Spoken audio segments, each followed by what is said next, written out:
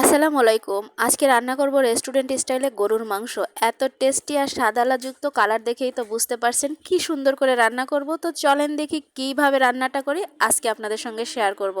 তো প্রথমে আদা, পেঁয়াজ, রসুন, লং, আইসা তাইসা সব কিছু মিলেই তারপরে দিয়ে দিব হচ্ছে যে আপনার সরিষার তেল। ভাই গরুর মাংস যদি সরিষার তেল না দেন এটার টেস্টটাই আসবে না। তো বড় বড় রেস্টুরেন্টগুলাই কি করে এই সিক্রেটটা কাউকেই বলে না। ওরা সরিষার তেল 100% ইউজ করে। তো আমি 100% সেই সরিষার তেল দিয়েই আজকের গরুর মাংসটা রান্না করবো। এই সিক্রেটটা আপনাদেরকে বলে দিলাম।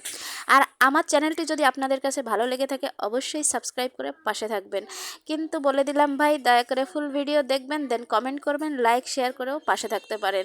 আর আমার রান্নাটা কেমন হয়েছে অবশ্যই বলবেন। আর যদি আপনাদের সবাইকে দাওয়াত দিয়ে দিলাম, আপনারা সুন্দর করে আমার বাসায় এসে এসে একটু একটু করে চেকে চেকে খাবেন। যেহেতু আমি অল্প একটু রান্না করেছি, বেশি রান্না করি নাই। বেশি রান্না করলে সবাইকে দাওয়াত দিতাম এবং এক পিস করেই দিয়ে দিতাম।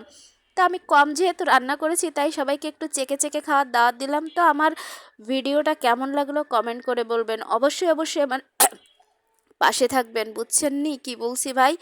তারপরে দিয়ে দিলাম এরকম চাকচাক করে এরকম গোল গোল করে এই আলু, গোল আলু ভাই, নতুন আলু, এত টেস্ট। মনে করতেছেন কি এগুলো ডিম? ডিম ভাবলে আপনি সম্পূর্ণ ভুল করবেন। এইগুলো কিন্তু গোল আলু, বুঝছেন? গোল আলু দিয়েই রান্না করতেছি আমি এটা। তো আপনাদের কাছে আমার ভিডিওটা কেমন লাগলো অবশ্যই বলে দিবেন। লাইক কমেন্ট শেয়ার করে পাশে থাকবেন। বুঝছেন? এই দেখেন ফাইনালি লুক আমার এই রান্নাটার। তো দেখেন তো কেমন। কিন্তু কেউ ডিম ভাববেন না ভাই, ডিম ভাবলে কিন্তু চরম বোকামি হবে। এগুলো কিন্তু সবই আলু। আলু দেখছেন কি সুন্দর হয়ে গেল রান্নার, রেস্টুরেন্ট স্টাইলের রান্না।